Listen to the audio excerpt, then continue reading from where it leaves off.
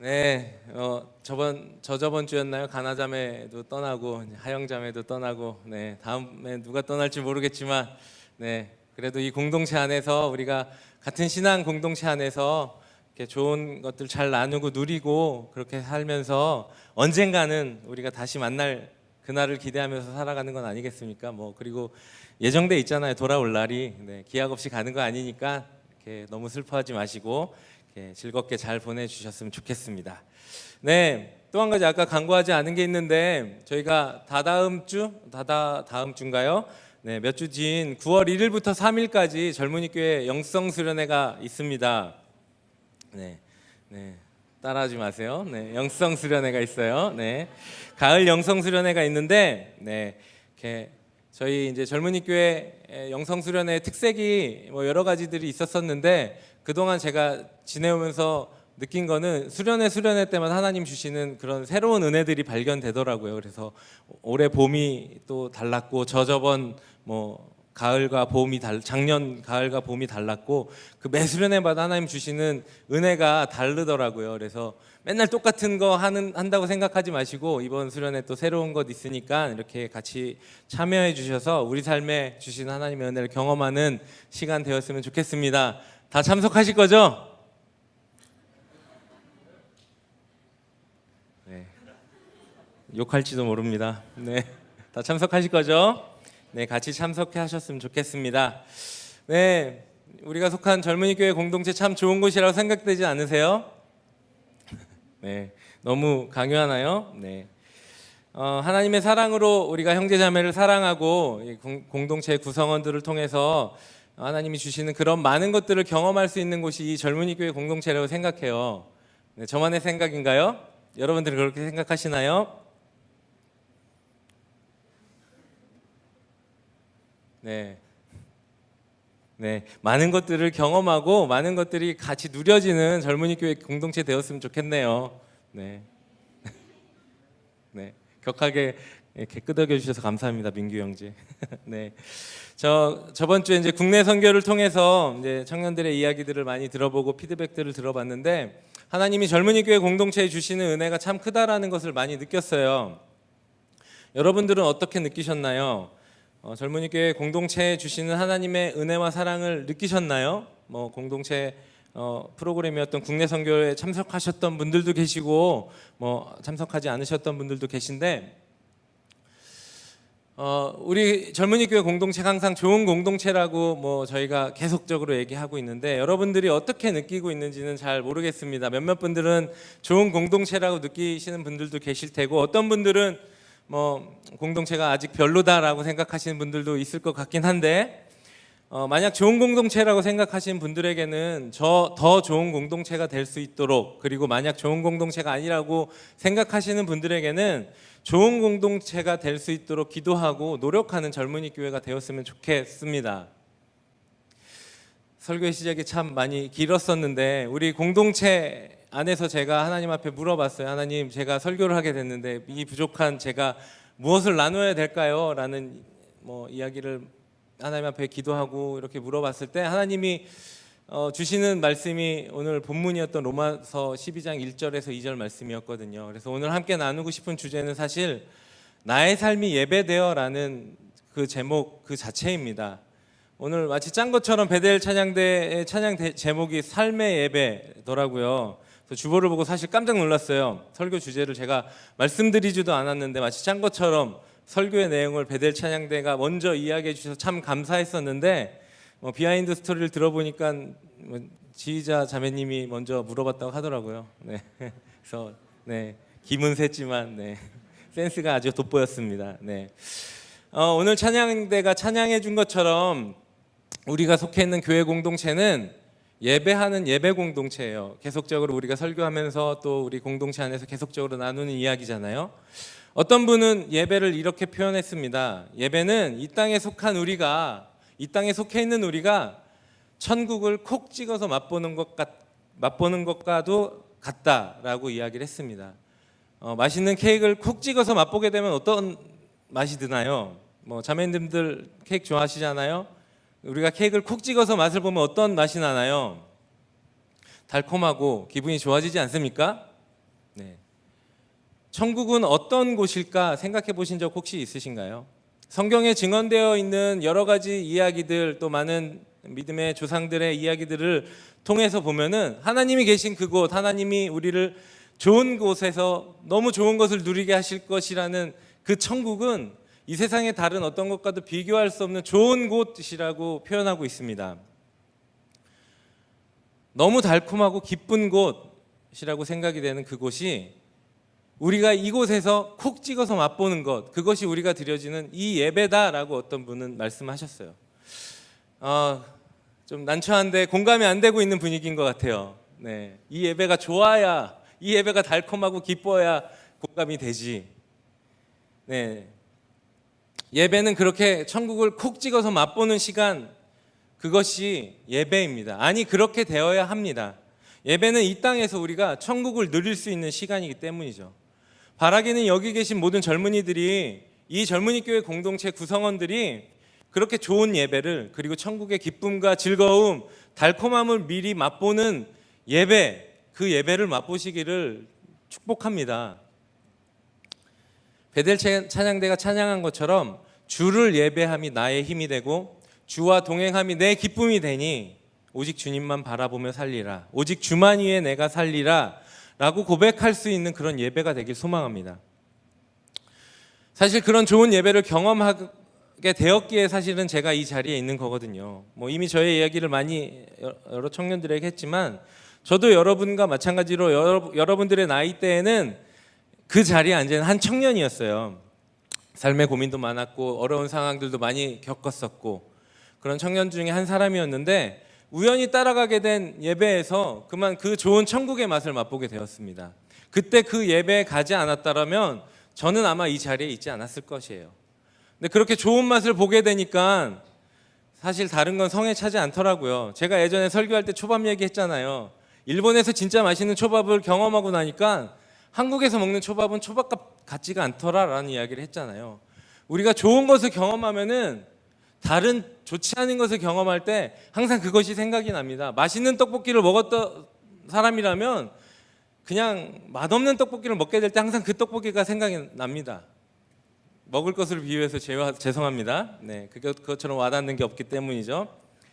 우리가 그렇게 맛있는 음식을 먹었을 때를 기억하는 것처럼 이 예배도 그 좋았던 예배를 기억하는 것, 그리고 이 순간이 그 좋았던 예배가 되는 것, 그런 젊은이 공동체가 되기를 다시 한번 축복합니다. 아까도 얘기한 것처럼 예배는 크리스천의 기본 의무입니다.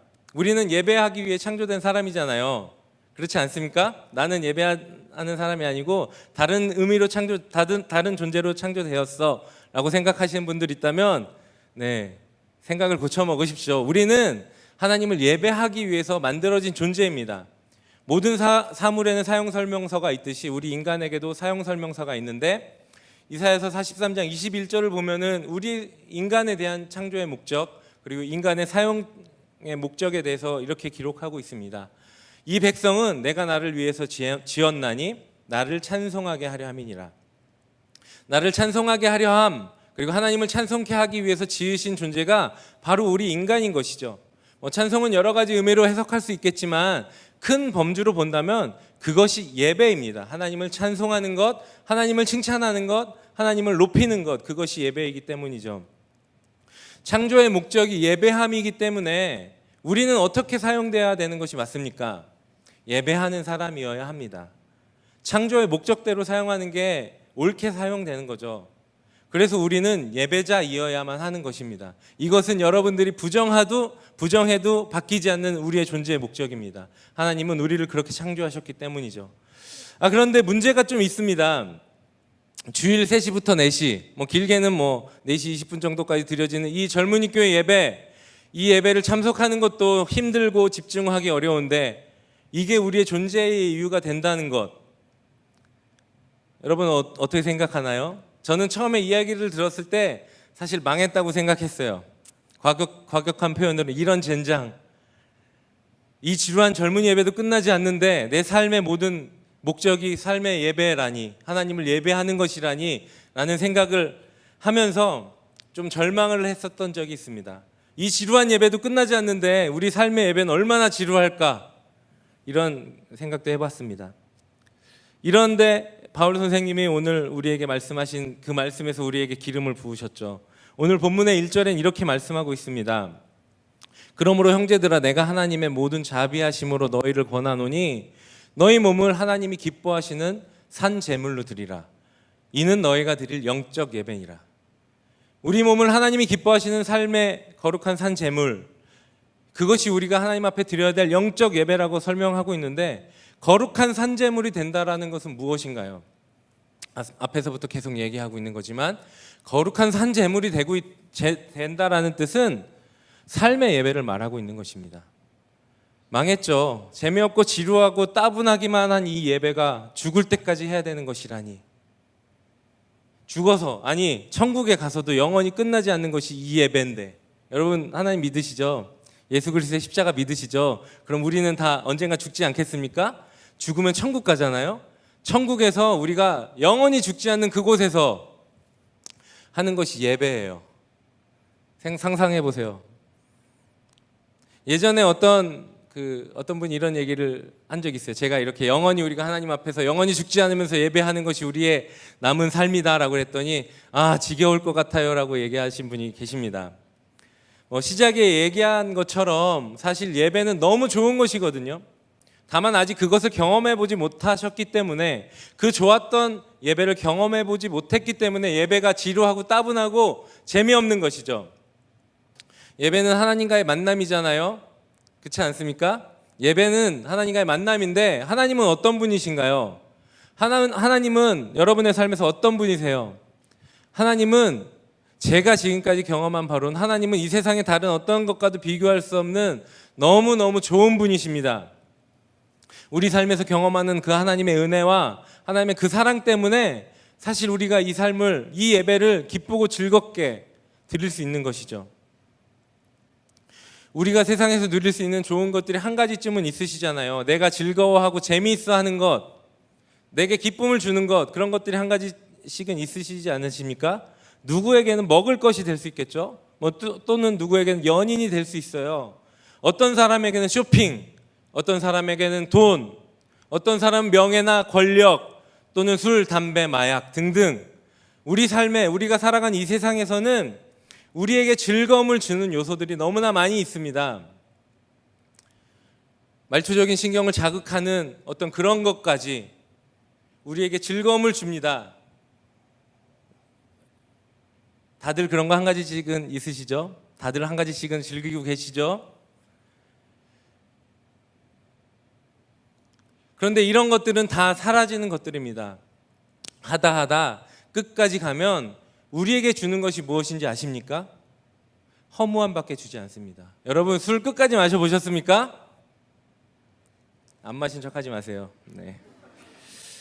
담배 끝까지 펴보신 적 있으세요? 본드 해보신 적 있으세요? 전 안 해봤어요. 네. 하진 않았는데, 우리에게 세상에서 주는 즐거움과 우리에게 주는 이런 기쁨이라고 생각하는 것들은 사실 다 허무함을 주는 잘못된 것입니다. 세상의 모든 것을 가진 솔로몬 왕이 말년에 이렇게 고백했습니다. 헛되고 헛되니 모든 것이 헛되도다. 이 솔로몬 왕은 어떤 사람인지 다 아시잖아요. 세상의 모든 부귀 영화를 다 가진 사람, 심지어는 궁녀가 3,000명이 넘은, 이게 좋다고 생각하시는 분들 아무도 없겠죠. 다시 돌아가겠는데요. 하나님은 너무너무 좋은 분이십니다. 진짜 좋은 분이세요. 그렇지 않으십니까? 그런데 그 하나님이 남의 하나님이 아닙니다. 하나님은 내게 있어서 너무너무 좋은 분이세요. 여러분들의 삶 속에서야 하나님은 어떤 분이십니까? 우리가 삶의 예배를, 영원히 끝나지 않는 그 예배, 그것을 지겹지 않게 하려면, 그것이 우리 삶의 무거운 짐이 되지 않으려면 여러분 그 좋으신 하나님을 경험하셔야 돼요. 근데 그 좋으신 하나님을 경험한다라는 것은 남이 해줄 수가 없는 것입니다. 좋은 설교를 듣는다고 이 설교가 좋다고 얘기하는 건 아닙니다. 좋은 예배 처소를 찾아간다고 좋은 사람들과 좋은 공동체 안에 있다고 물론 좋은 영향이 없지는 않습니다. 하지만 좋으신 하나님을 경험하는 것은 외부적인 영향보다는 여러분들의 내부적인 영향이 훨씬 큽니다. 하나님의 좋으심을 경험하기를 갈망하셔야 돼요. 좋으신 하나님, 예수 그리스도와의 그 인격적인 만남, 그 만남이 있기를 소망하셔야 합니다.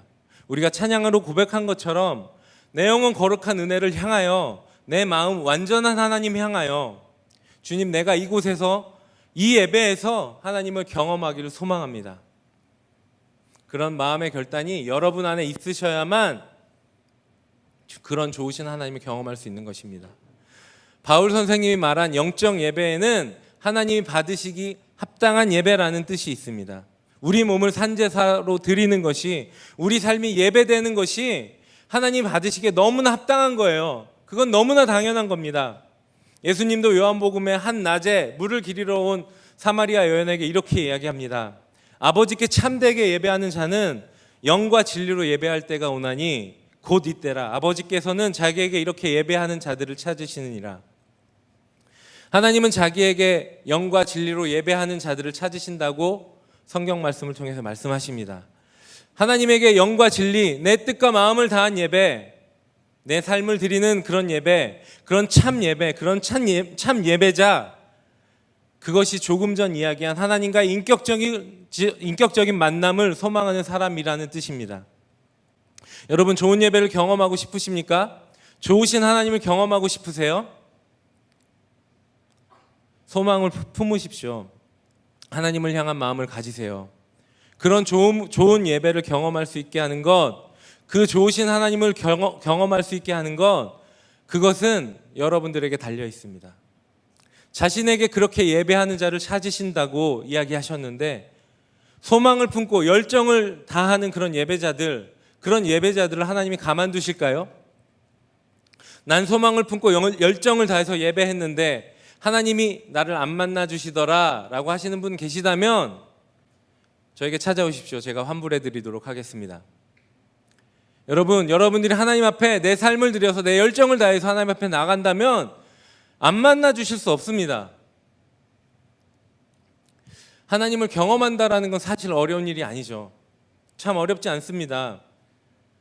그런데 어려운 일이 뭐냐면 우리 삶의 예배를 지속적으로 유지하는 것이 어려운 일입니다. 우리가 삶의 예배라고 하는 것, 이 세상을 살면서 그 죽기까지의 과정을 얘기하는데 기독교 용어로 우리가 죽을 때까지 성화의 과정을 겪는다고 얘기하죠. 왜냐하면 예수님이 그렇게 살았기 때문이잖아요. 예수님이 적당히 죄도 짓고 적당히 세상과 타협하면서 그냥 그렇게 살다가 하늘로 가셨으면 사실 우리도 그렇게 살면 되는데 예수님은 너무 완벽하게 살다 가셨어요. 예수님은 너무 완벽하게 살다 가셨는데 예수님은 우리에게 그렇게 말씀하세요. 자기를 본받으래요. 마태복음 11장의 말씀을 보면은 수고하고 무거운 짐진 자들아 다 내게로 오라 내가 너희를 쉬게 하리라 라고 말씀하시면서 어떻게 이야기하느냐, 나는 온유하고 겸손하니 나의 멍에를 메고 내게 배우라 라고 얘기합니다. 쉬게 하실 것처럼 얘기했는데 해보셔서 아시겠지만 우리 삶의 예배는 사실 너무나 치열해요.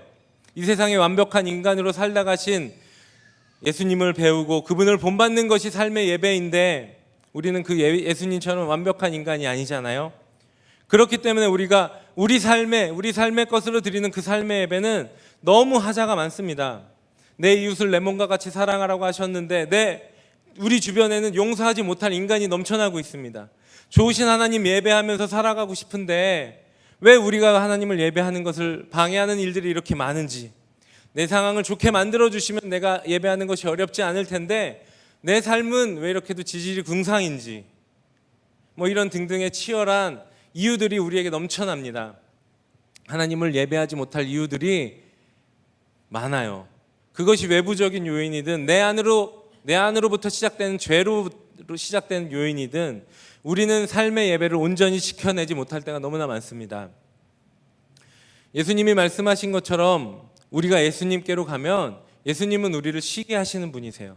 세상에서 수고하고 무거운 짐진 자들은 나에게 오라, 그렇게 말씀하신 그 예수님의 말씀을 듣고 예수님 안에 거하기로 마음 먹었는데 우리 삶의 여전한 문제들, 해결되지 않는 그런 여전한 문제들, 그것들이 여전히 많습니다. 조금 전에 말씀드렸던 그 말씀의 후반부에 예수님은 이렇게 이야기하고 있습니다. 나의 멍에를 메고 내게 배우라. 이는 내 멍에는 쉽고 내 짐은 가벼움이라. 멍에에 대한 말씀을 많이 들으셨을 텐데, 멍에는 어떤 거죠? 소가 일할 때 일을 잘하는 소와 일을 못하는 처음 일하는 소가 같이 짝을 지어서 일을 이렇게 배우고 전수할 수 있도록 하는 틀이 멍에라고 합니다. 예수님은 우리에게 말씀하시죠. 나와 함께 이 어려운 삶의 예배를 헤쳐나가자. 비록 이 삶의 예배는 어렵겠지만, 너의 삶이 힘들고 어렵겠지만 나와 함께 가자. 나는 너를 버려두지 않을 것이다 라고 이야기하고 계시는 것입니다. 내 주변에 용서하지 못할 그런 인간들 향해서 나 스스로는 용서할 수 없지만 예수 그리스도의 십자가 때문에 용서할 수 있게 되는 그런 하나님의 은혜를 통해서, 또 내 주변의 상황이 나를 예배하지 못하게 하지만 예수 그리스도의 고난과 그 고난 후의 영광을 생각하면서 참고 인내하게 하시는 그 예수 그리스도. 우리 삶의 예배는 우리가 우리 힘으로 헤쳐나가는 것이 아니고 예수 그리스도의 십자가의 능력이 그것을 가능케 하시는 것입니다. 삶의 예배는 내가 가능하게 하는 것이 아니고 예수 그리스도의 능력으로만 가능한 것입니다. 감리교회 창시자인 존 웨슬리라는 분이 그의 책 그리스도의 완전이라는 책에서 이렇게 이야기하고 있어요. 그리스도인의 완전은 죄로부터 구원하신 예수 그리스도의 십자가의 사랑으로 가능하다. 불가능한 인간은 완전하게 될 수는 없지만 그런 인간의 완전을 그리스도의 십자가로 인해 가능하게 함을 이야기하고 있습니다. 우리가 삶의 예배를 승리할 수 있는 요건은 예수 그리스도의 십자가입니다. 십자가의 구원과 용서, 그로 인한 회복이 우리 삶 가운데 없었다면 우리 삶의 예배는 절망밖에 없습니다. 우리는 이 삶의 예배에서 실패할 수밖에 없습니다. 그러나 완전하신 그 완전한 인간이신 예수 그리스도가 십자가에서 그것을 완성하셨기에 우리 또한 삶의 예배에서 성공할 수 있는 것입니다. 삶의 예배는 결코 불가능한 일이 아닙니다. 이미 우리 안에 살아계신 예수 그리스도가 그것을 가능하게 하십니다. 내게 와서 배우라라고 얘기하시는 그 예수 그리스도의 그 능력을 의지하면서 우리는 예수님을 따라감으로 삶의 예배를 승리할 수 있는 것입니다. 하나님을 만나기로 소망하고 좋으신 하나님을 만나기로 소망했을 때 좋은 예배를 경험할 수 있다고 말씀드렸잖아요. 그리고 예수 그리스도의 능력으로 우리는 삶의 예배가 가능하게 되었어요. 그런데 문제가 있습니다. 우리 삶의 예배는 그럼 무엇입니까? 여러분들이 생각하시기에 삶의 예배는 무엇이라고 생각하십니까? 로마서 12장 1절에 말씀하신 그 영적 예배, 우리의 삶을 거룩한 산제사로 드리는 그 삶의 예배, 그것은 무엇이라고 여러분들 생각하십니까? 오늘 본문은 12장의 1절과 2절이지만 사실 바울 선생님이 얘기하는 삶의 예배는 12장 전체를 통해서 우리에게 이야기하고 있습니다. 2절 이후에는 교회 공동체에 대한 이야기를 하면서 각자의 분량과 주신 은사대로 섬기는 것, 그리고 형제와 성도들을 향한 권면을 하고 있고, 12장의 후반부에 보면은 그리스도의 생활을 이야기하면서 삶의 예배를 이야기하고 있습니다. 삶의 예배를 이것이다라고 딱 한 가지로 정의해서 이야기할 수 없지만 오늘 제가 말씀드리고 싶은 삶의 예배는 그리스도의 향기를 뿜어내는 삶입니다. 우리가 살아가면서 예수 그리스도의 향기를 뿜어내는 것, 그것이 우리가 드릴 수 있는 삶의 예배입니다. 오늘 본문인 2절 말씀에 이렇게 이야기합니다. 너희는 이 세대를 본받지 말고 오직 마음을 새롭게 함으로 변화를 받아 하나님의 선하시고 기뻐하시고 온전하신 뜻이 무엇인지 분별하도록 하라. 너희는 이 세대를 본받지 말고, 여러분이 살고 있는 이 세대를 본받지 말라고 이야기합니다. 최근 몇 주 동안 뉴스에 많이 오르내리고 있는 사건 중에 어느 군인의 갑질 이야기들을 다 듣고 계셨을 거예요.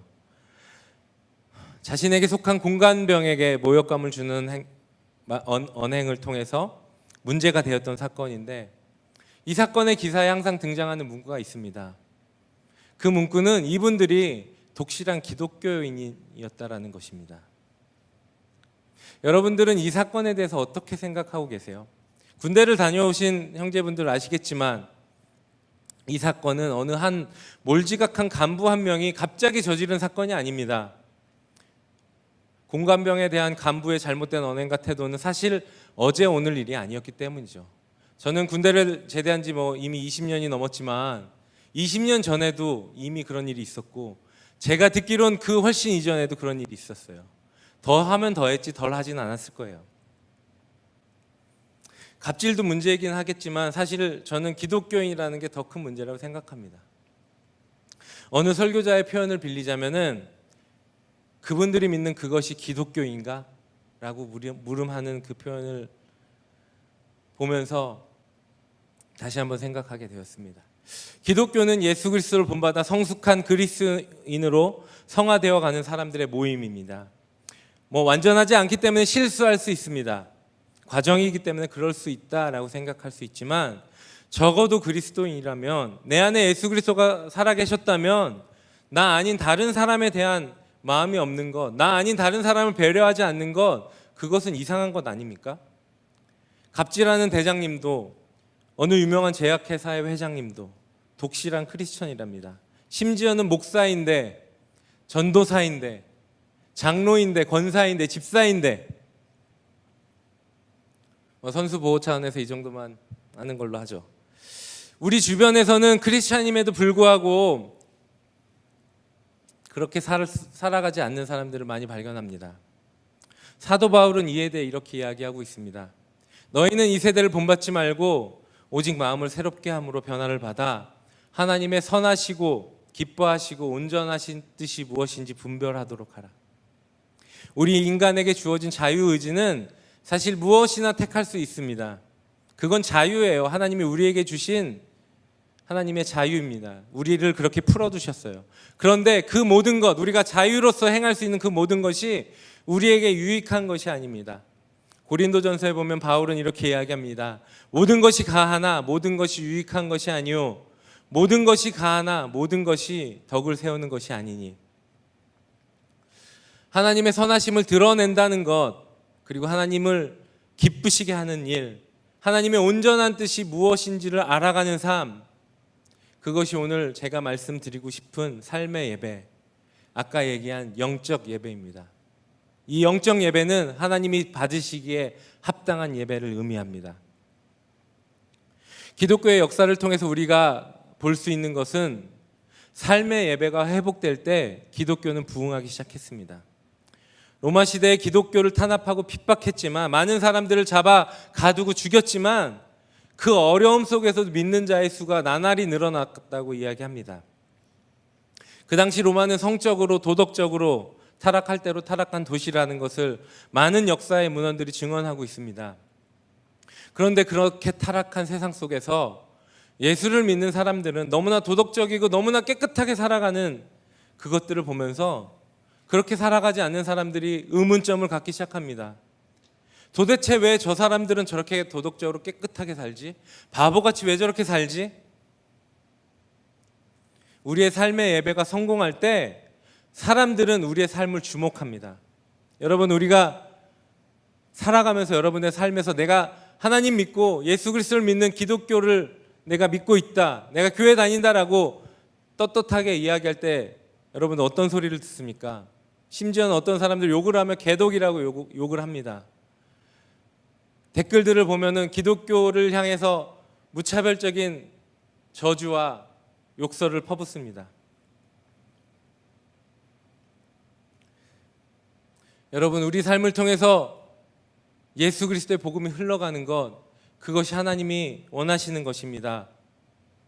그렇기 때문에 우리는 잘 살아야 합니다. 예수 그리스도 안에서 잘 살아야 합니다. 이것은 가식적으로 살아가라는 것이 아닙니다.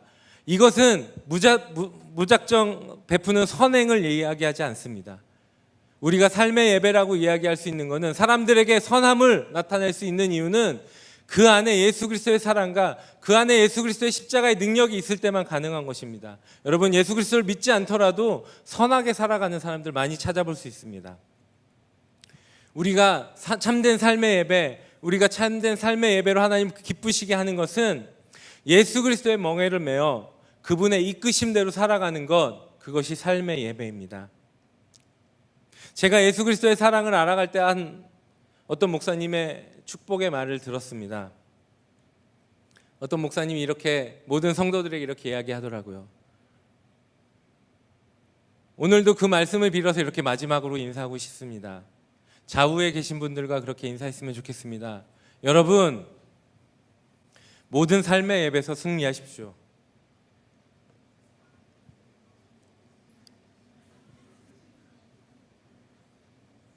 그것이 여러분들을 향한 하나님이 원하시는 삶의 예배입니다.